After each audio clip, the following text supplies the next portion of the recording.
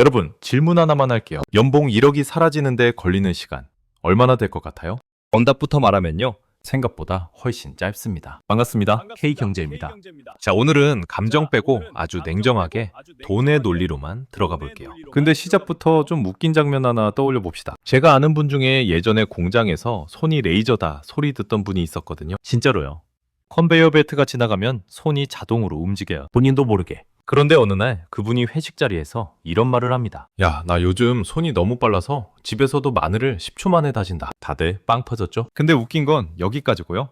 문제는 그 손이 공장 밖에 나오면 값이 거의 제로에 가까워진다는 겁니다. 이게 잔인하죠? 정말 잔인해요. 오늘 영상은 한 문장으로 요약하면 이거예요. 회사는 사람을 평가하는 게 아니라 비용과 리스크를 견적낸다. 그리고 그 견적표가 바뀌는 순간 신의 직장도 그냥 숫자 한 줄로 정리됩니다. 여기까지 듣고 또 공포 조장이네 싶을 수 있죠. 그래서 오늘은 뜬구름 잡는 얘기 말고요. 완전히 다른 사례로 계산을 확 바꿔서 보여드릴게요. 보면서 아, 이건 감정 문제가 아니구나가 바로 느껴지게. 구독은요.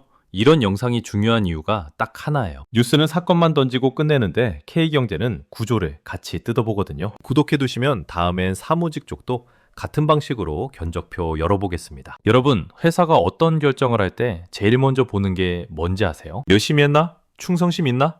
이런 거 아닙니다. 표 하나 만들어요. 아주 간단한 표. 사람을 유지할 때 1년 비용, 기계를 도입할 때 1년 비용, 그리고 결정적으로 멈췄을 때 손실. 여기서 포인트는 이거예요.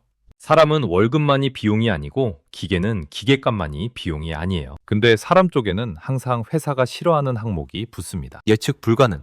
그래서 오늘은 자동차 공장 말고 완전히 다른 현장으로 가볼게요. 바로 물류입니다. 택배 터미널, 새벽 분류, 상하차 그 세 개요. 한 물류센터에 야간조가 있다고 치죠. 하루에 박스 10만 개가 들어옵니다. 그걸 분류해서 지역별로 쏴야 해요. 사람이 하는 방식은 대충 이래요. 야간 분류 인력 60명. 한 명당 월 인건비, 수당 포함 400만 원. 그러면 인건비만 월 2억 4천입니다. 연으로 치면 28억 8천이죠. 여기까지만 보면 그래도 사람이 싸네 싶죠? 근데 회사는 여기서 멈추지 않아요. 회사 입장에서 진짜 무서운 건 뭐냐면요. 사고와 멈춤입니다. 야간 분류는요. 한번 사고 나면 그냥 끝이 아니에요. 컨베이어 멈추고 라인 다시 돌리고 지연 물량 터지고 고객센터 폭주하고 그날 배송 못 나가면 다음 날도 밀려요. 이게 눈덩이처럼 불어납니다. 그래서 회사는 멈춤 비용을 따로 잡습니다. 예를 들어 큰 센터 기준으로 라인이 1시간 멈추면 지연 페널티, 추가 인력 투입, 재작업 이게 합쳐져서 시간당 수천만 원이 나올 수 있어요. 자, 그럼 회사의 사고방식은 이렇게 바뀝니다. 인건비 28억 8천이 문제가 아니야.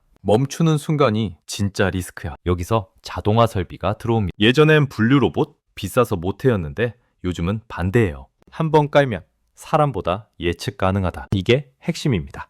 가정 하나 해볼게요. 현실 이해를 위한 단순 계산입니다. 자동 분류 설비 도입 비용이 80억, 유지 보수, 전기 소모품 포함해서 연 6억, 그리고 사람을 60명에서 20명으로 줄일 수 있다. 결국 경영진 책상 위에서 결론은 이렇게 정리됩니다. 6년이면 투자금 회수 가능, 그리고 무엇보다 멈출 확률이 낮아진다. 그러면 도장 찍습니다. 감정이 들어갈 틈이 없어요. 여기서 중요한 질문이 나와요.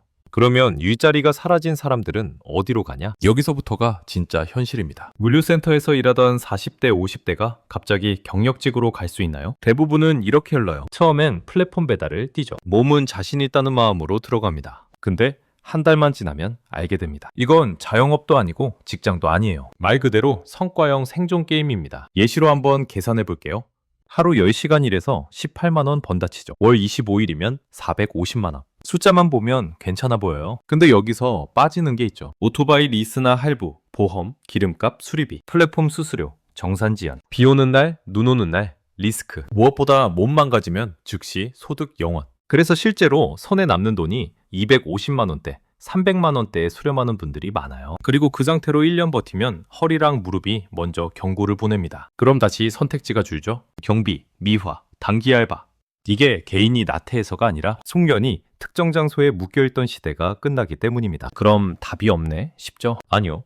답이 있습니다. 근데 그 답은 감동적인 구호가 아니라 또 숫자입니다. 같은 자동화 흐름 속에서도 사람이 살아남는 자리도 같이 생깁니다. 단, 조건이 있어. 직접 손으로 하는 사람에서 시스템을 관리하는 사람으로 이동해야 합니다. 물류센터 예로 계속 가볼게요. 자동 분류 설비가 들어오면 사람 40명이 사라지는 대신 새로운 일이 생깁니다. 설비 모니터링, 간단한 장애 대응, 센서, 벨트, 모터 점검, 데이터로 병목 구간 찾기. 여기서 회사가 제일 싫어하는 직원 유형이 뭐냐면요. 뒤게 멈추면 그냥 서 있는 사람. 반대로 제일 좋아하는 직원은요. 멈추기 전에 징후를 잡는 사람. 이게 왜 돈이 되냐? 아까 말했죠.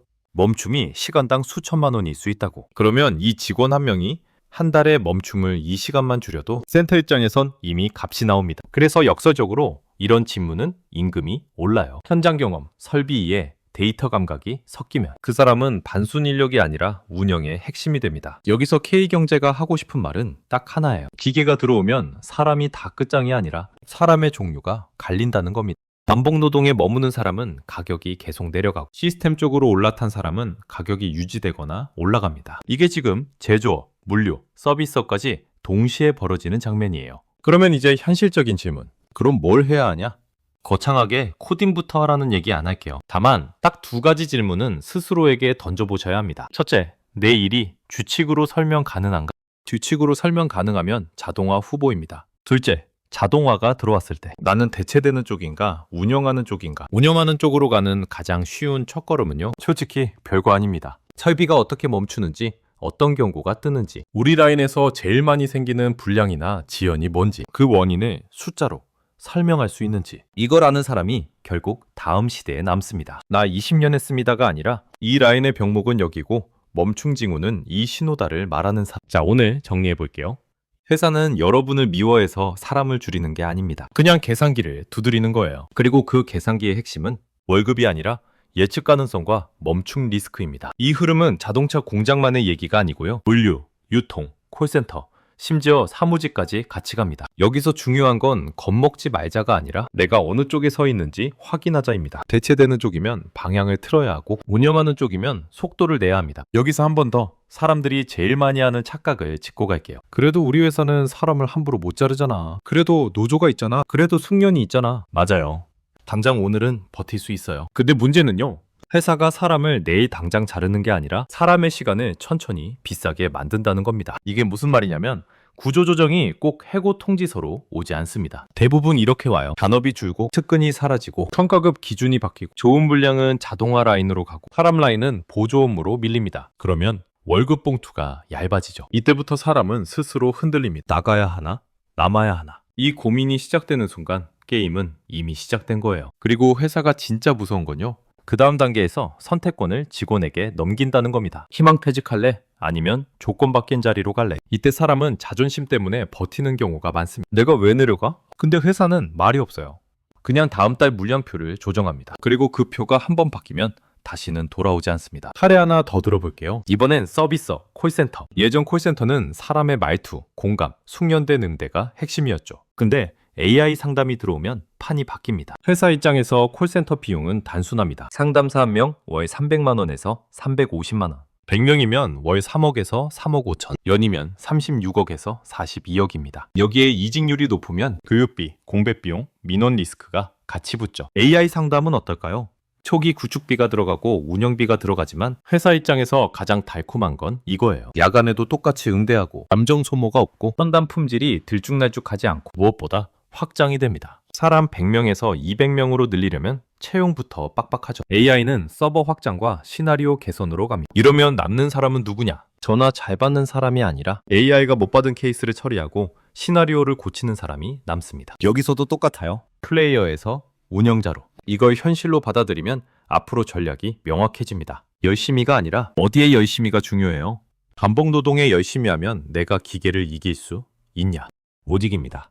그럼 열심히의 방향을 바꿔야죠. 운영, 점검, 데이터 개선 이쪽으로. 근데 나 나이가 있는데 그게 가능해? 가능합니다. 다만 조건이 있어요. 처음부터 전문가처럼 하려는 마음을 버리는 겁니다. 현장형 전환은 보통 이런 순서로 갑니다. 설비의 이름과 구조를 익히고 자주 멈추는 포인트를 외우고 로그나 알람을 보는 법을 배우고 그 다음에 아주 기초적인 데이터부터 만져요. 여기서 중요한 건 자격증 몇 개가 아니라 실제로 현장에서 쓸 수 있느냐예요. 그리고 솔직히 회사도 알고 있습니다. 현장 돌아가는 걸 제일 잘하는 건 책상에 앉아있는 사람이 아니라 그 라인에서 오래 버틴 사람이에요. 그러니까 기계 시대에 살아남는 방식은 현장 경험을 버리는 게 아니라 현장 경험을 운영 언어로 번역하는 것입니다. 이게 되면 같은 경력도 가격이 달라져요. 나는 20년 했습니다는 과거형이고요. 이 라인은 여기서 막히고 이 조건에서 분량이 올라갑니다. 는 현재형입니다. 회사는 현재형을 돈 주고 삽니다. 자, 이제 오늘 이야기 결론입니다. 우리는 지금 기술이 사람을 대체한다는 말로는 설명이 안 되는 시대로 들어왔어요. 정확히는 이거예요. 기술은 사람을 대체하는 게 아니라 사람의 값을 재견적낸다. 그래서 같은 사람이 같은 성실함을 가지고도 어떤 사람은 몸값이 오르고 어떤 사람은 급격히 떨어집니다. 오늘 얘기가 불편하셨다면 정상입니다. 불편한 게 맞아요. 근데 이 불편함을 분노로만 두면 남는 게 없습니다. 불편함을 방향으로 바꿔야 합니다. 다음 영상에서는요, 많은 분들이 방심하고 있는 쪽으로 갑니다. 나는 사무직이라 괜찮다. 나는 엑셀 좀 한다. 이런 분들요. AI가 보고서 쓰고 요약하고 분석까지 하는 세상에서 사무직의 견적표가 어떻게 바뀌는지 K경제가 똑같이 숫자로 뜯어볼 겁니다. 오늘 영상이 도움이 됐다면 구독해주세요. 구독은 제가 더 자극적인 말을 하려고 받는 게 아니라 이런 구조 분석을 계속 이어가게 만드는 가장 현실적인 동력입니다. 지금까지 K경제였습니다. 시청해주셔서 감사합니다.